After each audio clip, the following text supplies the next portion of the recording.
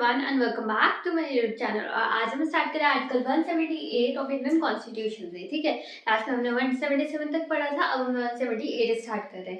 तो article 178 of Indian constitution क्या कहता है?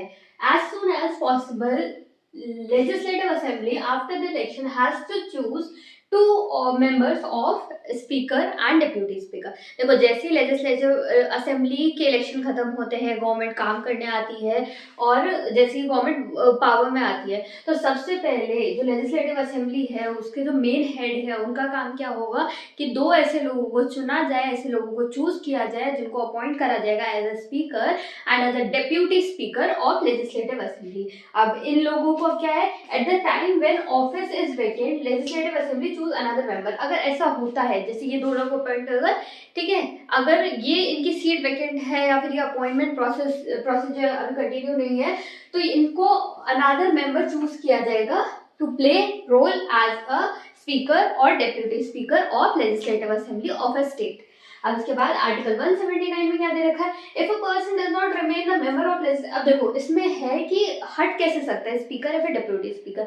अगर कोई इंसान जो कि अब लेजिस्लेटिव असेंबली का मेंबर नहीं रहा, तो वो ऑब्वियसली उस लेजिस्लेटिव असेंबली का स्पीकर या डेप्यूटी स्पीकर नहीं रहेगा। तो एक तो तरीका ये हो गया हटने का। इसके अलावा अगर डेप्यूटी स्पीकर या स्पीकर को रिजाइन करना है, तो अगर स्पीकर को रिजाइन करना है तो वो एड्रेस करेंगे डेप्यूटी स्पीकर को, और डेप्यूटी स्पीकर को रिजाइन करना है तो वो एड्रेस करेंगे स्पीकर को। अपना रेजिग्नेशन लेटर देके अपनी पोस्ट पे से हट सकते हैं। इसके अलावा मेजॉरिटी अगर पास हो जाए, लेजिस्लेटिव असेंबली में एक वोटिंग हो और उसमें मेजॉरिटी में पास हो जाए कि इनका रिमूवल होना चाहिए, किसका, स्पीकर या डेप्यूटी स्पीकर का, और अगर हो जाता है रिमूवल तो फिर वो हट जाएंगे अपने पोस्ट पे से। बस इसमें शर्त ये है कि 14 डेज का प्रायर नोटिस मिलना चाहिए जिसका भी रिमूवल हो रहा है, चाहे डेप्यूटी स्पीकर या फिर speaker of legislative assembly of a state. ठीक है, अब हम चलते हैं आर्टिकल 180 के साइड।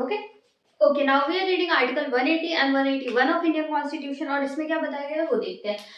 अगर स्पीकर ऑफिस, जो स्पीकर, देखो एक बार लैंग्वेज पढ़ते हैं। If speaker office is vacant and deputy speaker perform the duties of speaker of legislative assembly.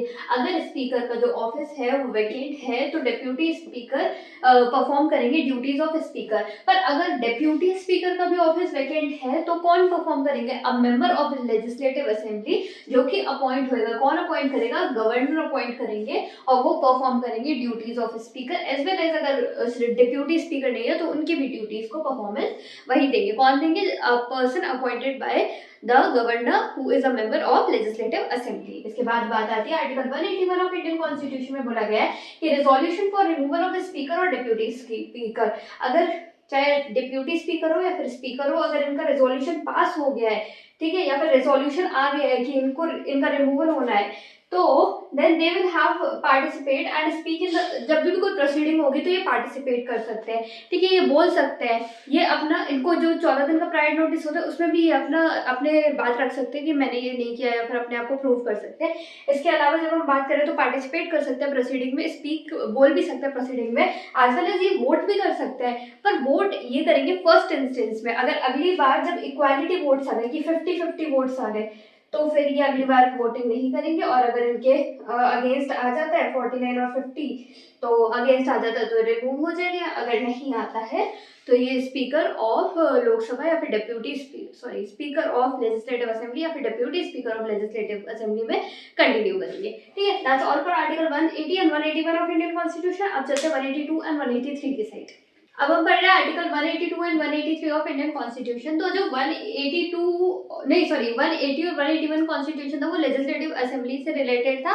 ठीक है, अब हम पढ़ रहे हैं 182 और 183 जो कि रिलेटेड है लेजिस्लेटिव काउंसिल से। अब देखो, जैसे हमने पहले पढ़ा था कि उसमें अपॉइंटमेंट हो रहा था, ठीक है, अब इसमें भी अपॉइंटमेंट होगा कि legislative council will choose 2 members of legislative assembly who will be called as deputy chairman और चेयरमैन। ठीक है, 2 मेंबर को अपॉइंट किया जाएगा जो कि बोले जाएंगे चेयरमैन और डिप्यूटी चेयरमैन। जब हम लेजिस्लेटिव असेंबली पढ़ रहे थे तो स्पीकर और डिप्यूटी स्पीकर, तो इसमें डिप्यूटी चेयरमैन और चेयरमैन अपॉइंट होंगे होंगे और अगर इनमें से किसी की भी सीट खाली है तो कोई और मेंबर चूज किया जाएगा और फिर इनको रखा जाएगा एज अ चेयरमैन और deputy chairman of legislative council. अब पढ़ रहे आर्टिकल 183 ऑफ इंडियन कॉन्स्टिट्यूशन। इसमें क्या बोला गया है, रिमूवल ऑफ चेयरमैन और डिप्यूटी चेयरमैन। अगर रिमूवल होना है तो तीन तरह से हो सकता है। सबसे पहला कि अगर उनके अगेंस्ट कोई रेजोल्यूशन पास हो, दूसरा वो रिजाइन कर दे और तीसरा उनका रिमूवल हो। ठीक है, तो रेजोल्यूशन कैसे पास होगा, देखो if no more the member of legislative council, अगर वो जो इंसान है वो लेजिस्लेटिव काउंसिल का मेंबर ही नहीं रहता है तो वो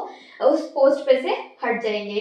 ठीक है, इसके अलावा अगर वो रिजाइन कर दे तो रिजाइन में आपको पता है अगर डिप्यूटी चेयरमैन करेंगे तो एड्रेस करेंगे चेयरमैन को, अगर चेयरमैन को रिजाइन करना तो एड्रेस करेंगे डिप्यूटी चेयरमैन को। इसके बाद अगर रिमूवल की बात आती है तो 2/3 मेजोरिटी, वही मेजोरिटी चाहिए लेजिस्लेटिव काउंसिल में, एज वेल एज 14 डेज का प्रायर नोटिस जाएगा। अगर वो आ जाता है, देखो वोटिंग प्रोसीडिंग सबका अधिकार है पर इक्वालिटी आ जाती है, 50-50 हो जाता है तो फिर उनको फर्स्ट इंस्टेंस की वोटिंग में तो अधिकार है पर उसके बाद नहीं रहेगा। ठीक है, और फिर उसके बाद जो रिजल्ट आता है तो या तो वो रिमूव हो जाएंगे या फिर वो कंटिन्यू करेंगे एज अ चेयरमैन और deputy chairman of legislative council. So that's all for article 182 and 183 of Indian constitution and that's all for this video. मैं आपको मिलते हैं अगले वाले वीडियो में, तब तक आप अपना ध्यान रखिए, खुश रहें एंड बाय बाय।